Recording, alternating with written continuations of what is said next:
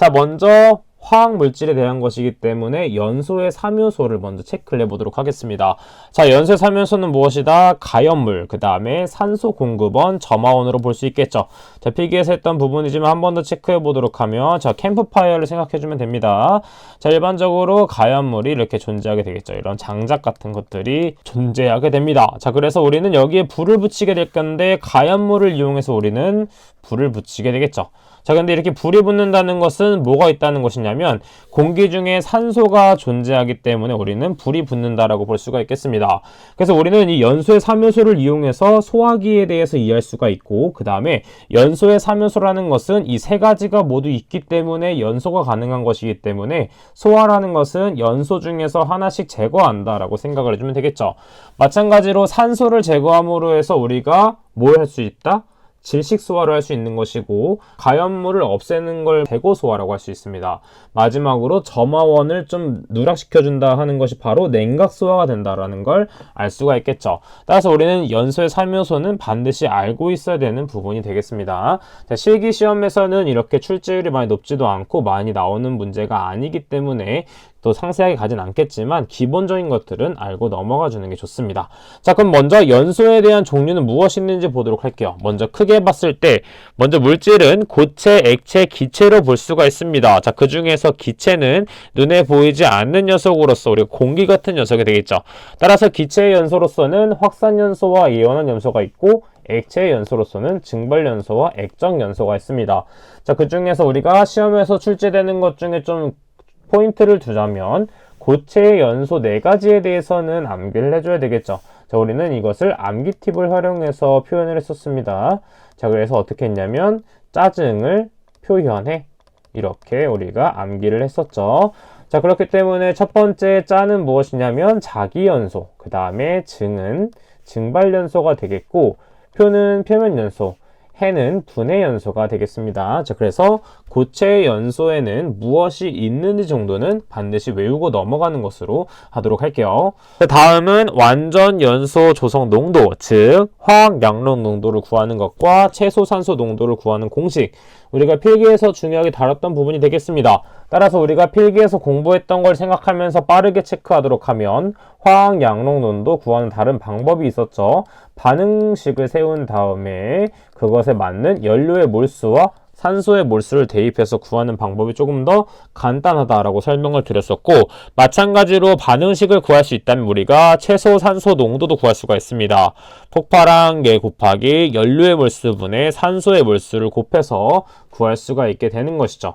자, 그래서 우리가 이 반응식을 구하는 연습을 충분히 했기 때문에 지금도 좀 어려우신 분들은 우리가 나합격 카페나 오픈 채팅방을 통해서 질문을 해주시면 되겠습니다. 자, 왜냐하면 필기에서보다는 중요도가 떨어지기 때문에 빠르게 체크를 하고 넘어가도록 할게요. 자, 그럼 우리가 연소를 배웠다면 반대로 연소를 억제시키는 소화에 대해서 한번 보도록 하겠습니다. 자, 소화는 연소의 반대다라고 생각을 해주면 된다라고 말씀을 드렸습니다. 그래서 대표적으로 제거소화라는 것은 가연물을 제거하는 것, 냉각소화라는 것은 액체의 증발자멸을 이용해서 화점을 냉각하는 방법이 되겠고, 질식은 숨을 못 쉬게 하는 것이기 때문에 산소 농도를 15% 이하로 낮춰준다라는 걸 알 수 있겠고, 마지막으로 억제소화는 연소의 연쇄 반응을 억제하는 할로겐 원소의 부촉매 효과를 이용해서 소화하는 방법이 되겠습니다. 자, 일반적으로 할로겐 원소는 플루오린 불소, 그 다음에 염소, 그 다음에 브롬, 아이오딘이 있죠. 자, 이 4가지의 물질에 대해서는 기본적으로 알고 있어야 됩니다. 자, 그 중에서 화재의 종류에 따른 소화 방법이 중요한데 A, B, C, D에 대해서 우리가 필기에서는 많이 외웠었죠.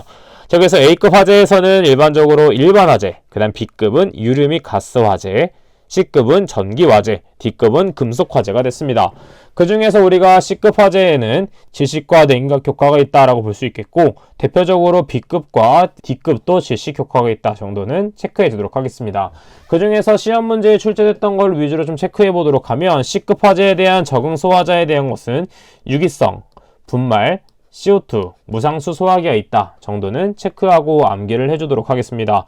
추가적으로 구분색에 대한 것은 출제된 적이 거의 없지만 우리가 출제될 확률은 어느 정도 있기 때문에 각각 A, B, C, D에 대한 중요한 부분에 대해서는 체크를 하고 암기하고 넘어간다 라고 생각을 해주면 되겠습니다. 따라서 아래쪽에 있는 소화기의 종류에 대한 것은 이런 것이 있구나 가볍게 체크를 하고 넘어간다 생각을 해주면 되겠고, 우리는 그럼 네 번째 챕터로 넘어가서 중요한 부분을 체크해 보도록 하겠습니다. 자, 그러면 네 번째 챕터 폭발 방지 및 안전 대책에 대해서 한번 보도록 할게요. 자, 마찬가지로 우리는 기상폭발과 응상폭발에 대한 것이 중요했었는데 마찬가지로 실기시험에서는 그렇게 많이 출제되고 있지 않습니다.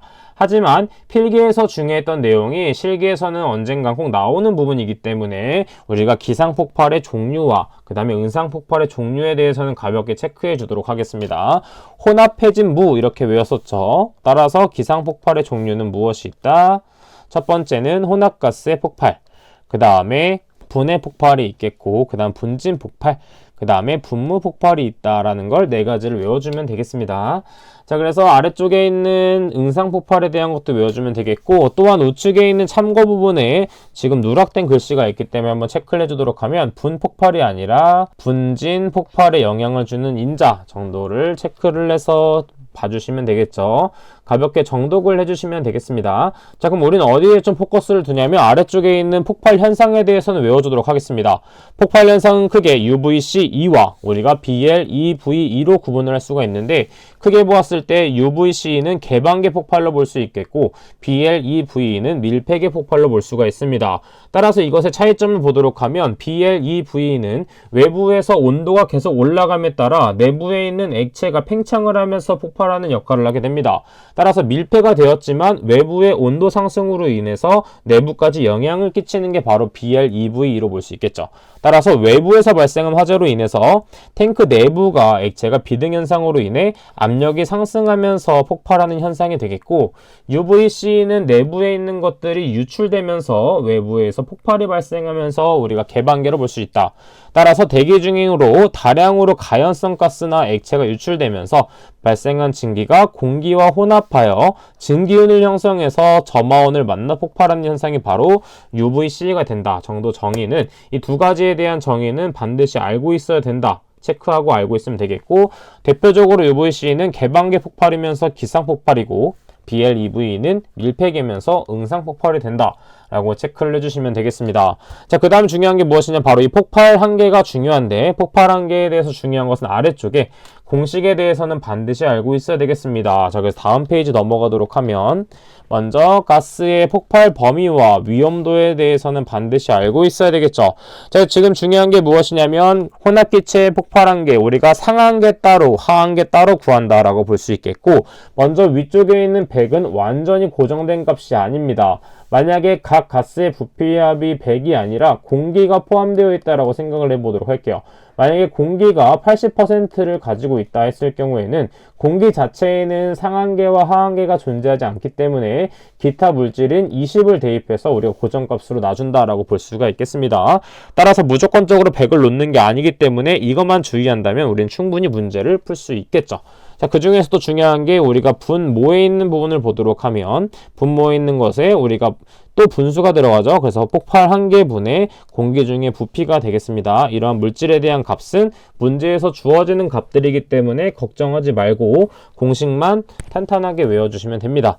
마찬가지로 아래쪽에 있는 위험도라는 것은 어떻게 구할 수 있냐면 폭발 하한계분의 상한계 마이너스 하한계를 통해서 위험도를 구할 수가 있으며, 우리가 폭발 상한계와 하한계가 약분되기 때문에 단위가 없다는 특징이 있다 정도를 체크해 주도록 하겠습니다. 자, 그럼 우리 이것에 대한 문제풀이를 같이 진행해 보도록 할게요. 자, 그럼 개념 잡기의 두 번째 문제 한번 보도록 하겠습니다. 메탄이 80%, 에탄이 10%, 부탄이 10%. 따로 공기가 존재하지 않기 때문에 전체가 100이 되므로 우리가 분자에는 100이 들어간다라는 걸 알 수 있겠고, 각각의 폭발 하한계는 메탄 9.5, 그 다음에 에탄 5.6, 부탄은 3.1로 주어져 있습니다.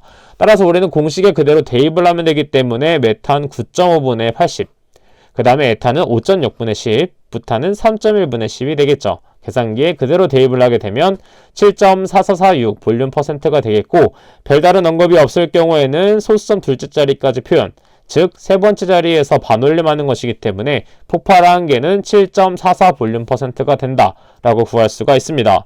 마찬가지로 아래쪽에 위험도를 구해보도록 하면 폭발 하한계와 상한계만 알 수 있으면 충분히 풀어낼 수 있습니다. 하한계 분의 상한계 마이너스 하한계가 되므로 계산기에 그대로 대입을 하게 되면 35.6667, 마찬가지로 소수점 둘째 자리까지 표현하기 위해서 셋째 자리에서 반올림을 하게 되면 35.67이라는 값이 나오게 됩니다. 자, 이렇게 계산 문제가 나오게 되면 상대적으로 새로운 문제보다는 우리가 충분히 풀어낼 수 있는 문제이기 때문에 반드시 공식이 나오는 부분에 대해서는 한 번 더 복습한다 생각하고 암기를 해서 대입하는 방법을 확실하게 알고 넘어가 주면 되겠습니다.